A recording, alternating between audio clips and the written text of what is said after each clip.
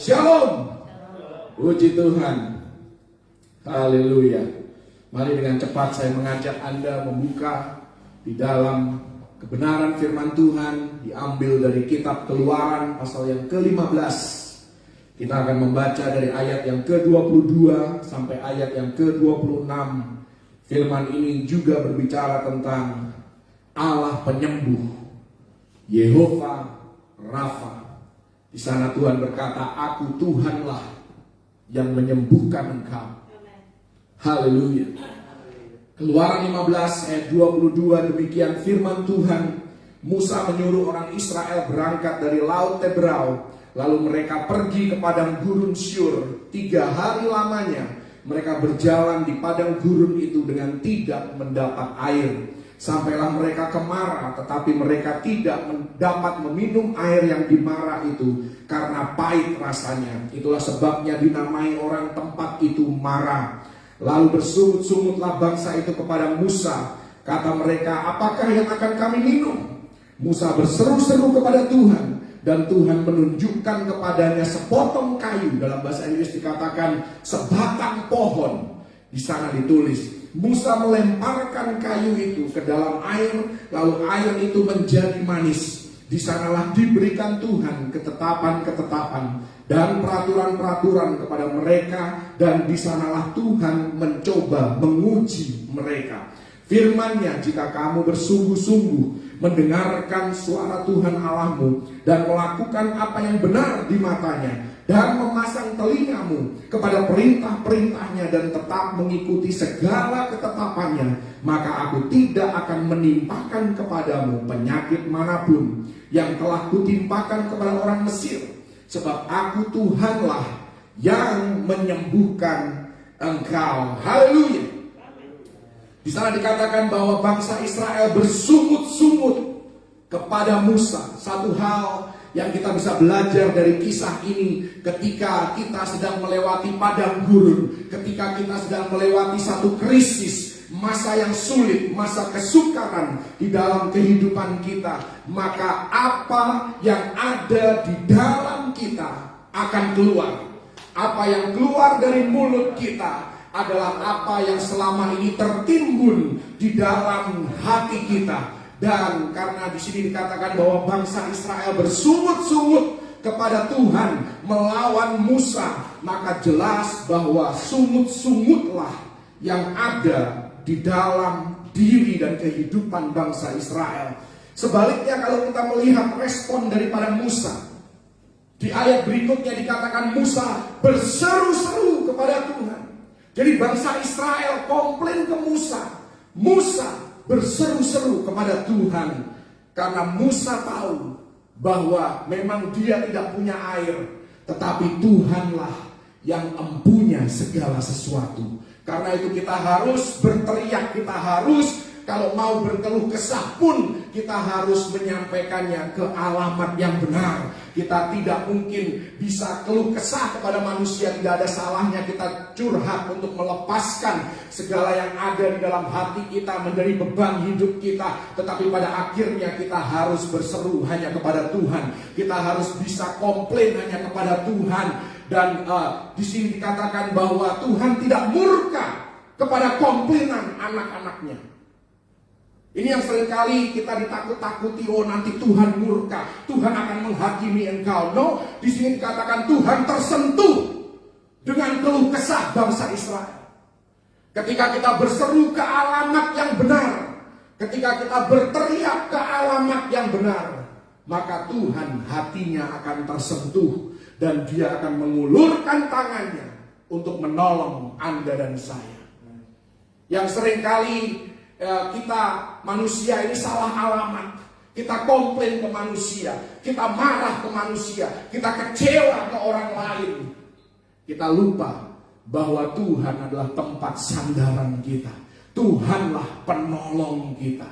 Tuhanlah yang sanggup mengubahkan siapa saja yang membuat masalah di dalam kehidupan kita. Bahkan Tuhanlah yang sanggup untuk mengirim orang-orang untuk menghibur dan menolong kita.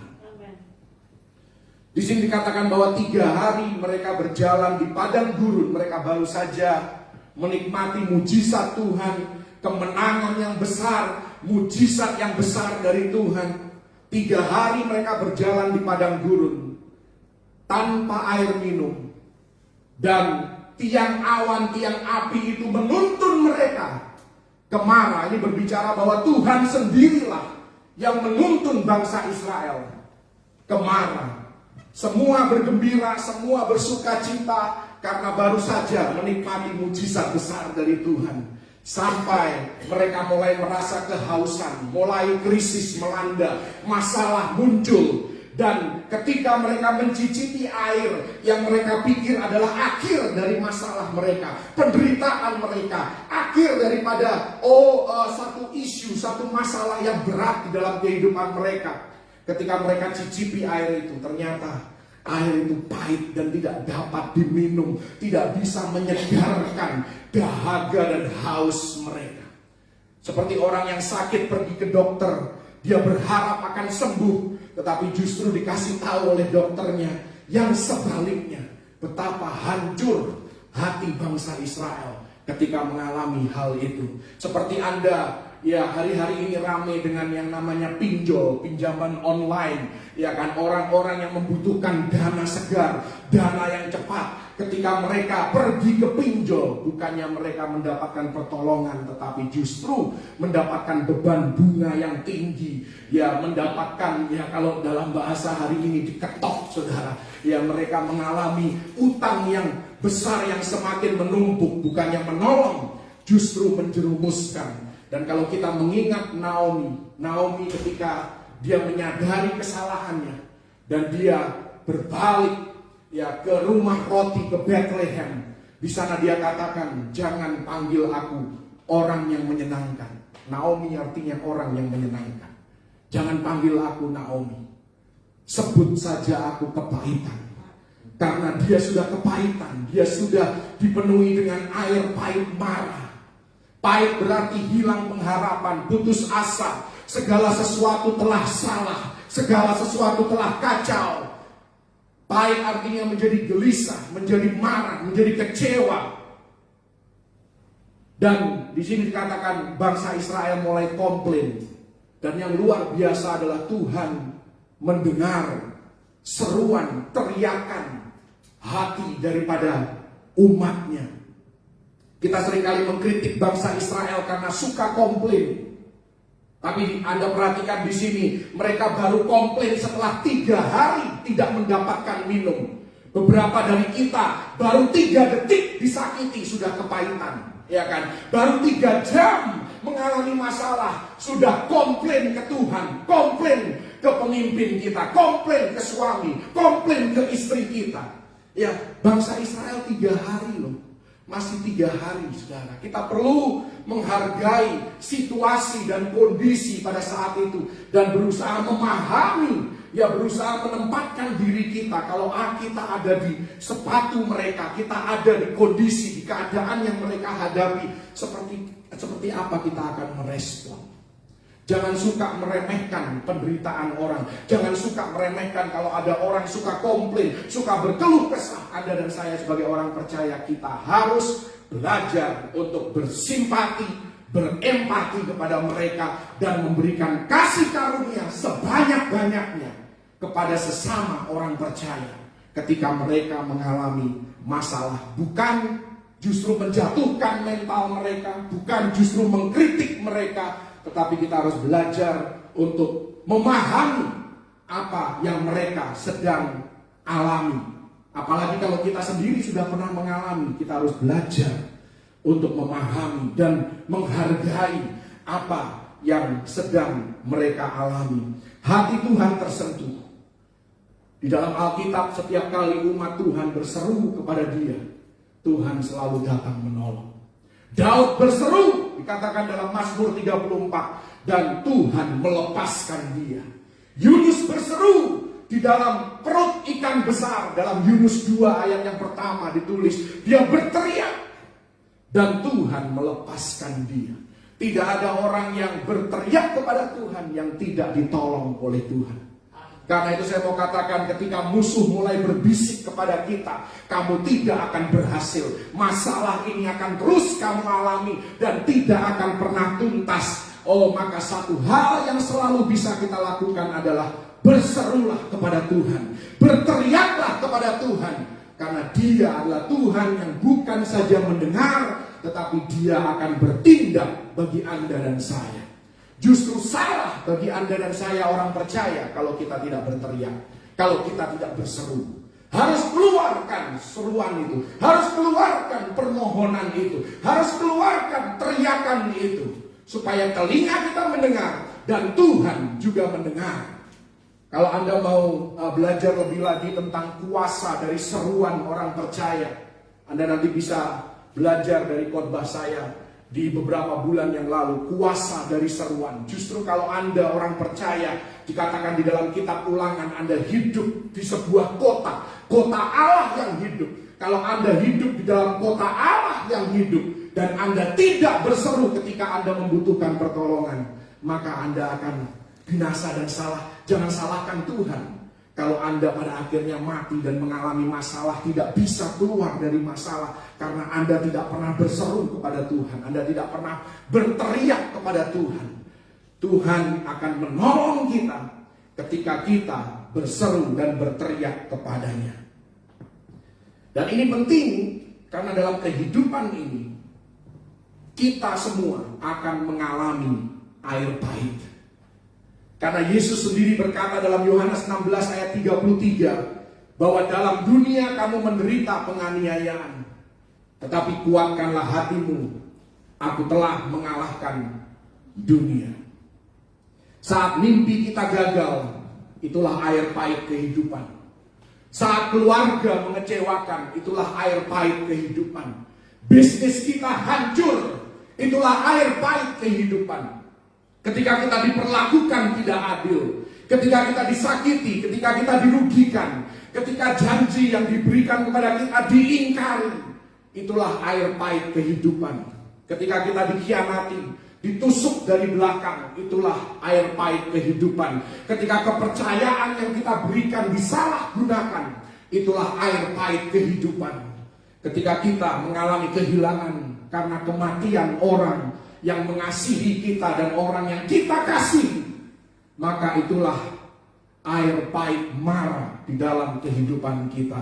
Dan di tengah kepahitan, bangsa Israel berseru, dan Tuhan dikatakan di sana menunjukkan kepada mereka sebuah pohon. Dalam bahasa Indonesia dikatakan ada sepotong kayu, tetapi bahasa Inggris dikatakan Tuhan menyingkapkan mata mereka sehingga mereka melihat sebuah pohon. Yang aneh adalah mereka tidak melihat pohon itu yang ada di depan mata mereka. Mereka tidak lihat. Kenapa? Karena dipenuhi dengan kepahitan, dipenuhi dengan kekecewaan, dipenuhi dengan kemarahan. Dan inilah yang terjadi di dalam kehidupan kita. Kita akan sulit untuk melihat apa yang Tuhan sedang kerjakan, apa yang Tuhan sudah sediakan bagi Anda dan saya. Ketika hati kita diliputi dengan kepahitan, dengan kemarahan, dengan kekecewaan, yang terlihat hanyalah kesuraman. Oh, yang terlihat hanyalah krisis, yang terlihat hanyalah kesukaran. Tidak mungkin aku bisa keluar dari masalah ini. Bagaimana caranya masalah ini bisa tuntas dalam kehidupan kita? Karena hati kita, roh kita biarkan terpolusi, teracuni dengan yang namanya air pahit mara. Perlu Tuhan, perlu orang-orang di sekitar kehidupan kita yang Tuhan berikan hikmat, yang Tuhan urapi untuk bisa mencelikkan mata kita, untuk bisa melihat penyediaan, provisi dan berkat daripada Tuhan. Perspektif lain daripada suatu situasi dan kondisi. Karena itu ya kita membutuhkan satu sama lain. Syukuri orang-orang yang masih mendampingi hidup kita, orang-orang yang masih care dan peduli dengan kehidupan kita, menanyakan keberadaan hidup kita. Syukuri penyertaan Tuhan sampai saat ini, dan hal-hal baik yang Tuhan sudah lakukan di dalam kehidupan kita di masa yang lalu. Kalau dulu Dia bisa menolong kita, maka hari ini pun dan di masa depan pun Tuhan sanggup untuk menolong dan melepaskan kita. Haleluya. Di sini kita melihat ada sebuah pohon. Anda tahu bahwa untuk sebuah pohon itu bisa tumbuh tidak cukup waktu semalam. Memang Tuhan bisa seperti sulapan, ya kan, gitu kan, tiba-tiba ada pohon. Ya, tetapi dalam hal ini pohon itu tidak tumbuh dalam waktu semalam. Tuhanlah yang menanamkan benihnya, dan Tuhanlah yang memberikan pertumbuhan kepada pohon itu. Tuhan tidak membiarkan benih itu menjadi kering dan mati, karena Tuhan tahu suatu hari akan ada sekelompok orang yang kepahitan, dan hanya pohon itulah yang sanggup mengubahkan kepahitan mereka menjadi sesuatu yang manis. Di sini kita belajar bahwa Tuhan yang kita layani, Tuhan yang kita sembah adalah Tuhan yang maha tahu. Dan Dia maha menyediakan. Dia Tuhan yang sudah punya rencana yang panjang dalam kehidupan kita. Bahkan dalam Tuhan mempersiapkan hidup kita, Dia melihatnya dari end to the beginning, bukan dari beginning to the end. Tetapi Tuhan sudah sampai di akhir dulu.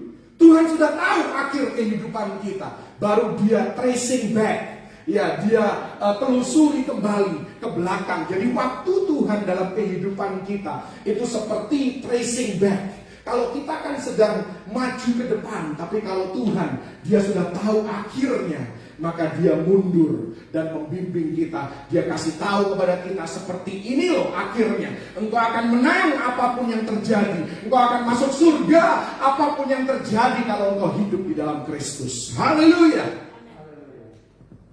Tuhan maha tahu. Tidak ada yang kebetulan bagi Tuhan.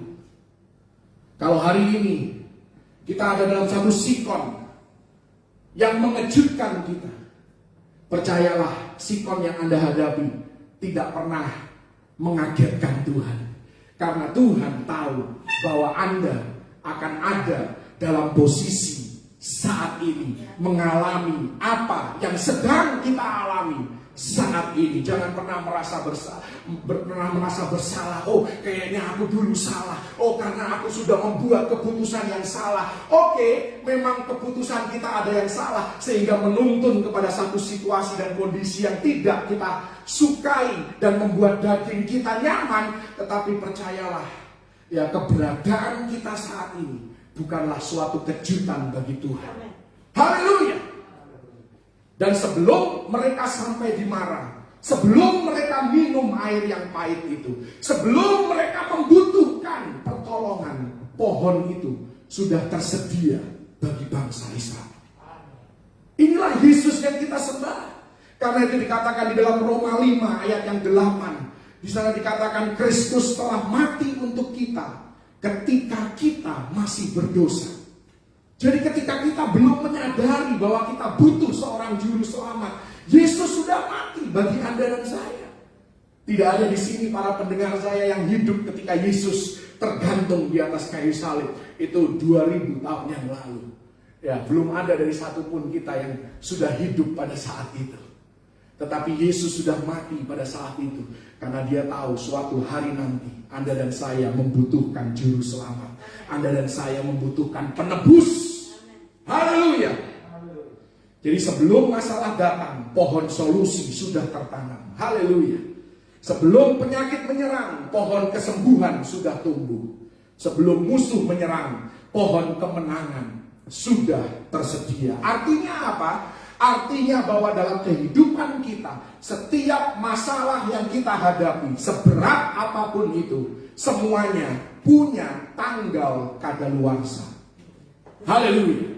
Semuanya punya expiration date. Apapun penyakit Anda kek, ya kan, kemiskinan Anda kek, ya penderitaan Anda kek, kesakit hatian Anda, semuanya ada tanggal kadaluarsanya. Dan Tuhan sudah menetapkan hari kelepasan kita. Karena itu kalau hari ini kita masih di tengah-tengah masalah, bertahanlah. Terus berserulah kepada Tuhan, karena pohon solusi itu sudah ada di depan kita. Tuhan sudah menetapkan hari kelepasan kita. Musuh kita sudah dijatuhi vonis oleh Tuhan. Dan Tuhan sudah menaruh orang yang benar pada saat yang tepat, di tempat yang Dia tetapkan untuk menolong Anda dan saya. Haleluya.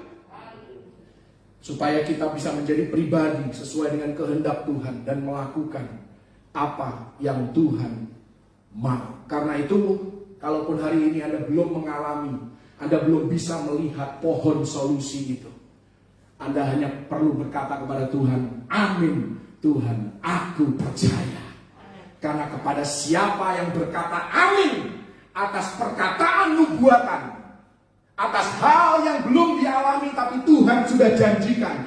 Yesaya 53 ayat yang pertama, siapa yang percaya kepada berita yang kami dengar, berita yang kami sampaikan, kepada dialah tangan Tuhan akan dinyatakan.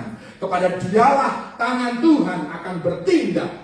Kepada orang-orang yang berkata, amin Tuhan, aku percaya janjimu, dan engkau tidak pernah gagal, engkau pasti akan menggenapi janjimu. Maka Tuhan, tangan Tuhan akan dinyatakan kepada orang-orang yang demikian. Haleluya. Karena itu saat kita takut, saat kita marah, saat kita pahit, pohon itu sudah tertanam. Dan Tuhan katakan kepada Anda dan saya, termasuk saya, ya kita semua mengalami masalah, kita semua pernah mencicipi air pahit kehidupan itu. Tuhan katakan semua itu hanyalah ujian. Tuhan minta kita percaya saja. Sekalipun kita tidak paham, sekalipun kita tidak tahu kapan semua ini akan berakhir, sekalipun kecewa, tidak sesuai harapan apa yang sedang terjadi, tapi jauh hari sebelumnya Tuhan tahu kita akan sampai di sini. Tuhan tahu kita akan ada di titik kehidupan ini, dan Tuhan sudah menanam pohon itu. Tuhan sudah menyediakan kelepasan. Tidak selamanya Dia akan membiarkan anak-anaknya menderita. Bahkan ketika Dia melihat kekuatan kita sudah tidak ada lagi, maka Dia akan datang untuk menolong kita dan memberikan keadilan. Itu bukan perkataan saya, itu ada ayatnya. Coba dibuka Ulangan 32 ayat yang ke-36. Ketika Tuhan melihat kekuatan kita lenyap, maka Dia akan turun dengan keadilannya. Dia akan melepaskan kita, Dia akan membebaskan kita, Dia akan memberikan kelegaan kepada kita dan menjadikan kita pribadi yang lebih baik lagi. Karena kita sudah dan baru saja melewati air pahit marah di dalam kehidupan kita. Ya, Anda jadikan ini ayat hafalan dalam kehidupan Anda minimal minggu yang akan datang ini. Ya, Ulangan 32 ayat yang ke-36. Haleluya. Tuhan sedang bekerja dalam segala hal untuk mendatangkan kebaikan dalam kehidupan kita. Dan tadi kalau kita kembali ke Keluaran 15 ayat 26 dikatakan, jika kamu sungguh-sungguh mendengar suara Tuhan dan melakukan apa yang benar di matanya, memasang telingamu kepada perintah-perintahnya dan tetap mengikuti segala ketetapannya, ini janji Tuhan, aku tidak akan menimpakan kepadamu penyakit manapun yang telah kutimpakan kepada orang Mesir. Tahukah Anda, penyakit orang Mesir bukanlah penyakit fisik. Pada saat bangsa Israel ada di Mesir, tidak pernah dibicarakan ada penyakit fisik. Tidak ada. Kecuali ketika Tuhan mencurahkan tulah dalam membebaskan umatnya, baru muncul ya kan penyakit dan segala macam. Tetapi sepanjang Israel ada di Mesir, tidak pernah Alkitab berbicara ada penyakit Mesir yang terjadi secara fisik. Jadi yang dimaksudkan oleh Tuhan di sini adalah penyakit rohani. Kalau kita dengar-dengaran pada firman Tuhan, kita hidup taat kepada Tuhan, dan kita punya hati yang terpaut kepada Tuhan, maka Tuhan tidak akan membiarkan penyakit rohani yang dialami orang Mesir untuk menimpa dan ada di dalam hati kita. Apa itu penyakit rohani orang Mesir? Yang pertama, orang Mesir itu punya kepahitan. Orang Mesir itu hatinya keras. Orang Mesir itu murkanya menyala-nyala dan tidak bisa kontrol diri sendiri. Tuhan berjanji kalau kita punya hati yang terpaut kepada Dia, di masa krisis, di masa sukar sekalipun, kalau kita berseru kepada Dia dan bergantung, mengandalkan Dia lebih lagi, Tuhan berjanji, aku tidak akan menimpakan kepahitan, aku tidak akan menimpakan keras hati, aku tidak akan menimpakan murka, emosi yang tidak terkendali atas hidupmu. Setiap kali Musa datang kepada Fir'aun dengan firman Tuhan, Fir'aun dikatakan selalu mengeraskan hatinya. Ini penyakit orang Mesir. Penyakit orang Mesir ketika dengar firman Tuhan, dia mengeraskan hatinya. Dia makin kepahitan kepada Tuhan, makin kepahitan kepada hamba Tuhan, makin kepahitan kepada orang percaya. Murka. Fir'aun mengeraskan hatinya dan menjadi pahit. Bahkan dia melakukan hal-hal yang lebih buruk dari sebelumnya dengan menekan Israel lebih keras lagi. Dan kalau kita tidak waspada, pengalaman air pahit mara akan dapat meracuni roh dan jiwa kita, membuat kita marah, membuat hati kita bertambah keras, membuat kita kepahitan. Seperti kriminal yang disalibkan bersama dengan Yesus. Saya tidak tahu apa yang dia alami dalam hidupnya sehingga dia begitu pahit hatinya. Ketika keselamatan ditawarkan kepada dia, dia tolak mentah-mentah di depan Sang Juru Selamat itu sendiri. Jangan sampai hati kita dipenuhi dengan kepahitan sampai ketika kita disodori solusi. Kita mau ada orang yang menolong kita karena hati kita sudah pahit, hati kita sudah keras. Kita tidak sensitif lagi dengan penyertaan dan suara Tuhan dalam kehidupan kita. Jangan izinkan kemarahan, murka yang menyala-nyala itu meracuni kehidupan kita. Saya tidak sedang menyepelekan apa yang Anda alami. Karena ada orang-orang tertentu yang punya masalah yang sangat berat. Tapi jangan pernah berpikir bahwa masalah Anda adalah masalah yang terbesar di dunia. Dan yang lebih penting lagi, apapun yang sedang Anda alami, saya mau katakan, jangan izinkan kepahitan merasuki hati Anda. Kita tidak harus menjadi pahit hati. Kita tidak harus menjadi keras hati. Kita tidak harus menjadi apatis. Tuhan berkata kepada kita melalui firman-Nya, kalau kita percaya kepada Tuhan, maka Tuhan akan melindungi kita dari penyakit ini. Kepahitan, kemarahan, kekecewaan yang berlebihan.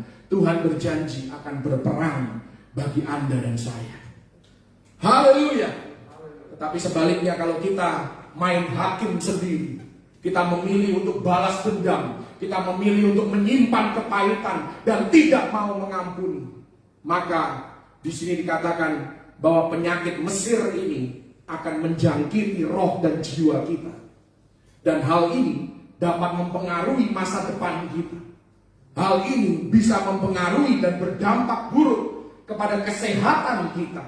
Karena Yakobus 5 ayat 16 dikatakan, kalau engkau mau sembuh, terkadang kita perlu mengampuni orang yang bersalah kepada kita. Dan orang itu harus mengampuni kita. Saling mengakulah dosamu. Dan saling mendoakanlah satu sama lain, maka engkau akan sembuh. Penyakit tertentu hanya bisa disembuhkan ketika Anda minta ampun sama Tuhan atas kepahitan dan dendam yang tidak mau mengampuni yang selama ini Anda pendam di dalam kehidupan Anda. Itu yang pertama. Penyakit Mesir yang kedua, penyakit rohani, itu adalah kebimbangan. Orang Mesir ini bimbang. Ya, Musa berkata kepada Fir'aun, biarkanlah umatku pergi. Dia datang dengan otoritas firman Tuhan. Fir'aun merespon, oke, silahkan pergi. Begitu mereka pergi, Fir'aun berubah pikiran. Bawa mereka kembali. Jangan izinkan mereka pergi. Boleh mereka pergi. Ternaknya harus ditinggal. Oh, boleh mereka pergi. Anak-anaknya tinggalin aja di Mesir. Ya, jadi pikirannya itu kacau. Bimbang. Ngambil keputusan. Oke, lakukan ini. Jangan deh. Oh, ini suara Tuhan. Oh, kayaknya bukan juga ini. Jangan-jangan bukan. Inilah penyakit orang Mesir. Kebimbangan, saudara. Dan bisa jadi kebimbangan ini disebabkan juga karena keras hati. Karena tidak mau dengar kebenaran firman Tuhan. Tidak mau diberikan solusi oleh Tuhan. Kita melawan Tuhan. Melawan pemimpin. Melawan sesama orang percaya yang seharusnya kita ada di dalam perahu yang sama. Kita melawan musuh yang sama. Tetapi justru kita melawan satu sama lain. Bukan mencari solusi untuk masalah yang sama-sama kita hadapi. Orang yang bimbang seringkali berkata, oh ya, Tuhan mungkin memimpinku, mungkin juga tidak. Oh, mungkin ini panggilan Tuhan, mungkin juga tidak. Oh, mungkin Tuhan akan menolong, mungkin juga tidak. Ini orang yang bimbang, saudara. Dan Yakobus 1 ayat 8 katakan, orang yang mendua hati tidak akan tenang dalam hidupnya. Haleluya. Ada yang tidak tenang hidupnya hari ini? Mungkin Anda sedang mendua hati. Dan saya pun merasakan terkadang dalam pekerjaan mengalami masalah. Bener gak sih kita pikir bahwa ikut Tuhan itu semuanya lancar, semuanya akan baik-baik saja. Kita butuh uang akan ada, kita butuh teman selalu ada, orang yang baik. Oh, Tuhan sanggup melakukan semua itu. Tetapi terkadang juga Tuhan izinkan bahwa kita tetap percaya kepada Tuhan tanpa melihat ada bukti di sekitar kehidupan kita. Uang kita butuh, gak ada. Teman kita butuh, gak ada. Yang ada orang-orang yang menjengkelkan, orang-orang yang selalu menjatuhkan kita, orang-orang yang menyakiti hati kita. Itulah saatnya kita mengandalkan Tuhan lebih lagi. Itulah saatnya kita fokus hanya kepada Tuhan lebih lagi. Itulah saatnya kita mencari pohon yang Tuhan sudah tanam dari sejak ratusan, mungkin ribuan tahun yang lalu. Yang Tuhan sudah siapkan bagi Anda dan saya. Jangan pernah izinkan kebimbangan itu. Kalau Anda sudah mulai bimbang, kalau saya sudah mulai bimbang, saya akan cari waktu, saya akan paksakan diri untuk cari waktu hanya sendiri, berdiam diri, cari Tuhan, dan benar-benar fokus. Tinggalkan semua handphone, tinggalkan semua TV, tinggalkan pekerjaan pun tinggalkan sesaat. Bukan berarti Anda terus tidak bertanggung jawab. Oh, aku mau ketemu Tuhan dulu. Bukan itu.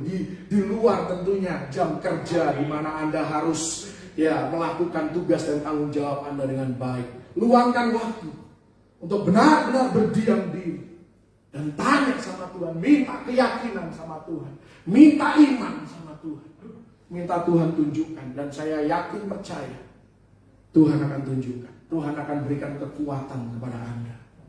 Karena Tuhan tidak mau kita tinggal di Mara. Mara itu bukan your final destination. Mara bukan tujuan akhir hidup Anda. Tuhan tidak mau Anda tinggal dalam kepahitan. Tuhan tidak mau Anda tinggal dalam kemarahan. Tuhan tidak mau Anda tinggal di dalam air pahit kehidupan.